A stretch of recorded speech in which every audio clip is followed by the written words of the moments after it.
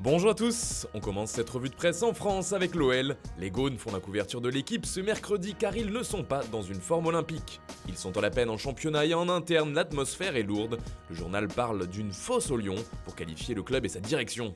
Rien ne va plus chez les Lyonnais entre Rudy Garcia qui n'incarne pas le projet à long terme d'après le média et les tiraillements de plus en plus criants entre les dirigeants de l'OL. C'est donc dans un contexte très pesant que se déroule le mercato lyonnais.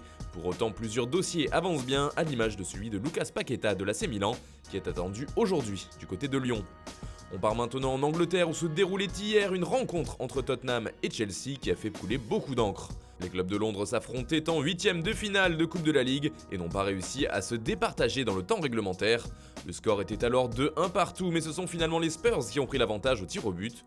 Et si son équipe n'a pas vraiment fait le show, José Mourinho s'est lui de nouveau illustré. D'abord en se prenant le chou avec Frank Lampard, les deux hommes se sont échangés quelques amabilités pendant de longues secondes. C'est ce que rapporte aujourd'hui le Daily Mirror, mais aussi le Daily Star. Le coach de Tottenham a ensuite explosé de rage lorsque son joueur Eric Dyer est sorti du terrain pour une envie pressante. Visiblement pas au courant, Mourinho est parti à sa poursuite dans les travées du stade pour lui demander de revenir à sa place, comme le rapporte le Daily Express. Un drôle de sketch. On parle aussi de cette rencontre en une du Guardian, mais ce qui nous intéresse ici, c'est l'information mercato à propos de Jadon Sancho. Selon le quotidien d'outre-Manche, Manchester United préparait une offre à hauteur de 90 millions d'euros, une proposition tuée dans l'œuf par le Borussia Dortmund. En effet, les dirigeants du club allemand auraient expliqué à leurs homologues anglais que cela ne servait à rien de faire une offre inférieure à 120 millions d'euros. Et ils ont ajouté qu'ils ne souhaitaient tout simplement pas vendre leur attaquant. Il va donc falloir sortir le carnet de chèques du côté des Red Devils s'ils souhaitent vraiment arracher Sancho à Dortmund. The Guardian poursuit avec une autre possibilité pour United qui cherche un renfort en attaque, c'est Ousmane Dembélé. Mais là aussi l'opération serait très compliquée, notamment car le Français ne souhaite pas quitter Barcelone. En Italie, le mercato fait également les gros titres. Federico Chiesa fait la une de Tuttosport ce mercredi, car il est l'une des priorités de la Juventus. Le quotidien transalpin parle d'un possible accord avec la Fiorentina, mais la vieille dame devra d'abord vendre, selon le média. Ce sera soit Mattia De Sciglio, soit Douglas Costa, peut-on lire sur la couverture. Il faut dire que l'opération pourrait coûter cher à la Juventus. En effet, la Viola demanderait environ 50 millions d'euros pour Chiesa. L'autre info du jour en Serie A, c'est l'attente des résultats du test du Napoli, après les 14 cas positifs au coronavirus de son adversaire du week-end, le Genoa. Aujourd'hui, c'est tout le football italien qui tremble en attendant son verdict, comme le rapporte le Quotidiano Sportivo. Du côté de l'Espagne, Eden Hazard est de retour. Selon AS, il devrait jouer ses premières minutes de la saison, aujourd'hui face à Valladolid.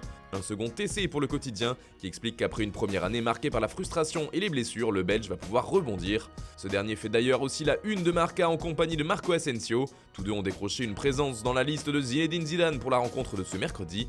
D'ailleurs, le coach de la Casablanca a tenu à soutenir Hazard après ses débuts difficiles à Madrid. Le plus important pour lui, c'est qu'il ne souffre plus de cette blessure. La saison est très longue, il y a encore du temps, a résumé Zizou. On termine ce tour de la presse par Lionel Messi qui fait la couverture de Sport. L'Argentin a donné une interview exclusive au quotidien ibérique et il a vidé son sac. La Pulga est revenu sur ses mots durs pour son club de toujours, des déclarations fortes après l'épisode de Suarez qui visait surtout la direction catalane. Après tant de désaccords, je voulais y mettre un point final. Nous devons tous nous unir et espérer que le meilleur est à venir. J'assume mes erreurs si elles existaient, c'était seulement pour faire en sorte que le FC Barcelone soit meilleur et plus fort. Cette équipe donnera le meilleur avec l'unique objectif de rendre heureux ce public, nos supporters qui le méritent tant. Nous devons laisser nos différences de côté. Une mise au point qui s'est conclue sur un message aux fans. Si à un moment l'un d'entre eux a pu être blessé par quelque chose que j'ai dit ou fait, qu'il n'ait aucun doute que je l'ai toujours fait en pensant aussi au bien du club. Voilà, c'est tout pour ce matin, bonne journée à tous, on se retrouve dès ce soir pour un nouveau journal du Mercato.